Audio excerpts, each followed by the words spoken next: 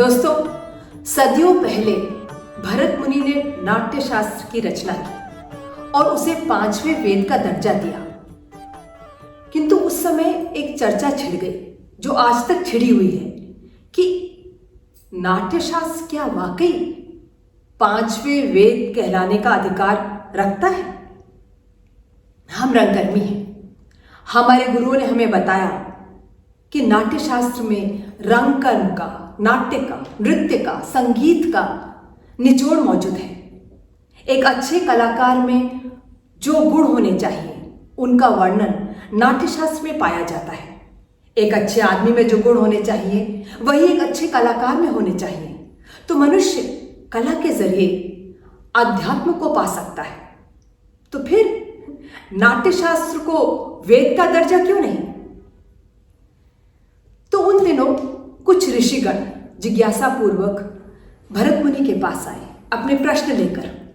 भरत मुनि अपने अभ्यास कार्य में व्यस्त थे, किंतु उन्होंने अपना काम रोका और ऋषिगण से मुखातिब हुए। प्रणाम स्वीकार करें मुनिवर। सदा स्नेही बने रहें। कहें ऋषिगण, किस प्रयोजन से आना हुआ?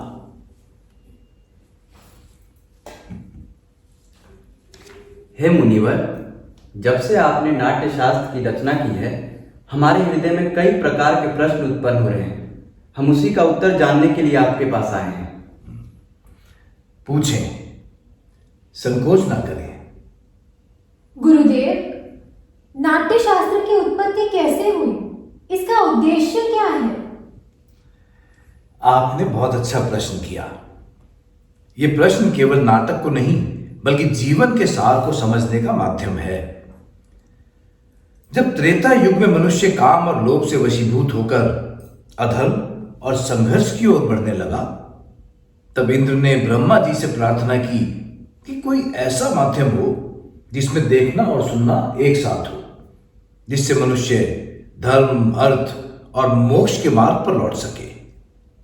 लेकिन गुरुदेव, वेद तो ज्ञान के भंडार है, उनमें जगत का रहस्य छिपा है। वेद अपने आप में इस उद्देश्य की पूर्ति के लिए पर्याप्त है। फिर यह नया वेद क्यों? इसलिए कि वो समस्त जन के लिए सुलभ हो, सामान्य जन को नाटक के माध्यम से शिक्षा के मार्ग पर, धर्म के मार्ग पर ले जाया जा सके। इसी मंगल उद्देश्य के साथ ब्रह्मा जी ने चारों वेदों के तत्वों को मिलाकर नाट्य वेद की रचना की है। चारों वेदों का तत्व वो क्या है गुरुदेव?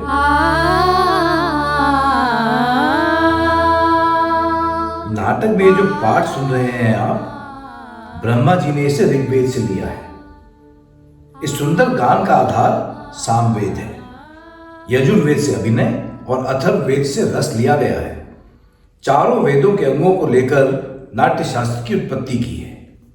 गुरुदेव, तो क्या नाटक केवल देवताओं के लिए बनाया गया है? नहीं। ये प्रश्न दानवों ने ब्रह्मा के सामने रखा था। तब ब्रह्मा जी ने उत्तर दिया था कि नाट्य शास्त्रों सबके लिए है।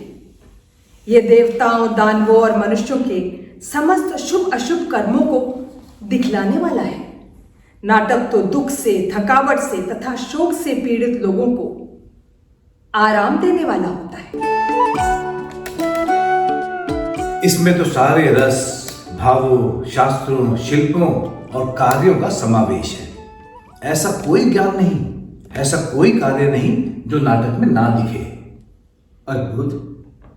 समस्त सृष्टि का समावेश, लौकिक और अलौकिक भी, बहुधर्मी, सारे प्राणियों के भावों की प्रतिनिधि कला। हाँ ऋषिगण, नाट्य को सभी कलाओं का उद्गम कह सकते हैं, या फिर कह सकते हैं सभी कलाओं का संगम। मुनिवर, नाट्य कला तो अद्भुत कला है। यह उतना ही जरूरी है जितना जीवित रहने के लिए सांस लेना। फिर हमारा समाज इसे गंभीरता से क्यों नहीं लेता? नाट्य कला को अनावश्यक क्यों समझा जाता है? हम तो कलाकार हैं, नीति के नियंता नहीं। कला कर्म करना हमारा धर्म है। हमारे विषय में, हमारी कला के विषय में तो नीति नियंताओं पर विचार करना होगा, प्रयोग के साधन और अवसर उपलब्ध कराने होंगे। नाटक केवल कला नहीं है, ये समाज का दर्पण है। ये मानवता को सत्य के मार्ग पर ले जाने का साधन है।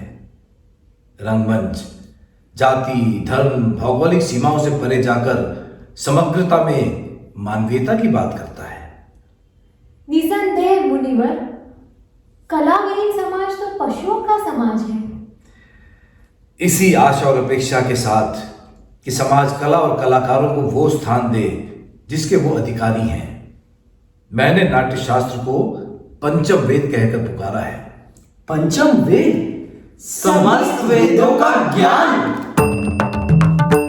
आज भी रंगमंच समाज में विषम परिस्थितियों को दूर कर समाज में समता का भाव लेकर आता है।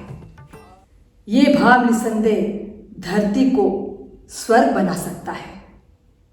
दोस्तों, रंगकर्म का स्थान मानव जीवन में गहरा महत्व रखता है। हम रंगकर्मी हैं, हम तो अपना धर्म निभाएंगे ही। टिकट्स बिके न बिके, ऑडियंस आए न आए, हमारे शो जारी रहेंगे। देखना यह है कि वर्तमान शासन प्रणाली हमें वो अवसर और वो साधन उपलब्ध कराती है या नहीं।